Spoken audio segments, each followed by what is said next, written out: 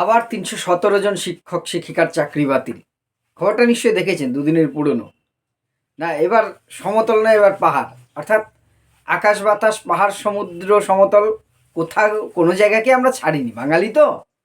আর এখানে বাঙালির থেকে অবশ্য বাংলার বাসিন্দাই তারা। দার্জিলিং যে জিটিএ আছে, গোর্খা টেরিটোরিয়াল অথরিটি, সেখানকার অর্থাৎ পাহাড়ি যে শিক্ষা প্রতিষ্ঠানগুলো আছে পাহাড়ের, সেখানে মাধ্যমিক স্তরে শিক্ষক নিয়োগ হয়েছিল ৩১৭ জন, ৩17।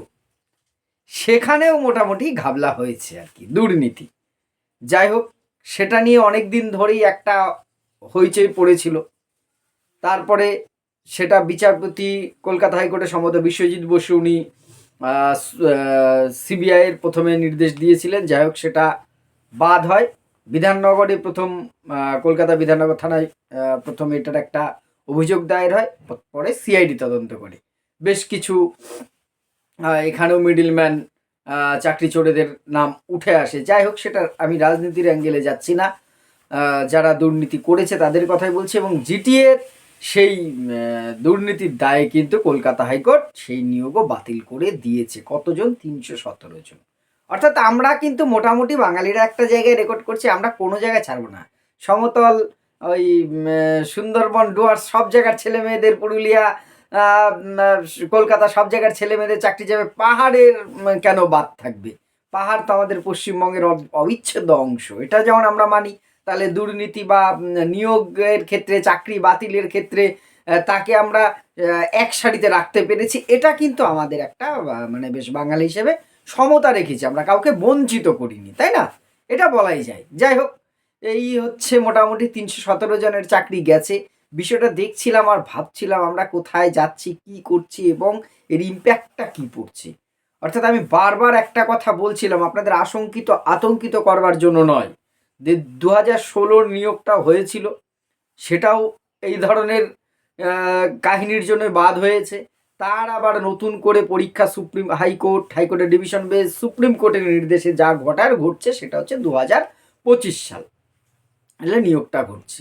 এই নিয়োগটা, এটা নিয়ে যে হাজার প্রশ্ন আসছে, বারবার আমি একটাই আশঙ্কা প্রকাশ এই জন্য করছি যে এইটা দেরিও একটু হোক, কিন্তু ফ্রেশভাবে হোক নিয়োগটা, দয়া করে যেন আর এখানে কোনো দুর্নীতি না হয়। যদিও এসএসসি বেশ কিছু নিজেদের সিদ্ধান্তহীনতার কারণে এমন কিছু কাণ্ড ঘটেছে যা কিন্তু অনেক প্রশ্নচিহ্নের জন্ম দিয়েছে, যার ফল কিন্তু বারবার সুপ্রিম কোর্ট হাইকোর্ট ভুগতে হচ্ছে। ভবিষ্যতেও যেন এই ধরনের কোনো আশঙ্কা না হয়। একবার চাকরি পাওয়ার পর, বিশেষত যারা যোগ্যতার বলে নিজের ক্ষমতা বলতে নিজের মেধার মধ্যে দিয়ে চাকরি পেয়েছে, তাদের যদি এইভাবে ভুগতে হয়, সে যন্ত্রণাটা সত্যি আমি আপনি হয়তো ভাগ করে নিতে পারছি না, কিছুটা বুঝতে পারছি। সিম্প্যাথি হয়তো আসছে, এমপ্যাথিটা আরও কঠিন। বা যারা এই সময়টা ফেস করছে, তারা জানে যে কোথায় কি পরিস্থিতির মধ্যে দিয়ে তারা যাচ্ছে। ফলে আর যেন এটা না হয়।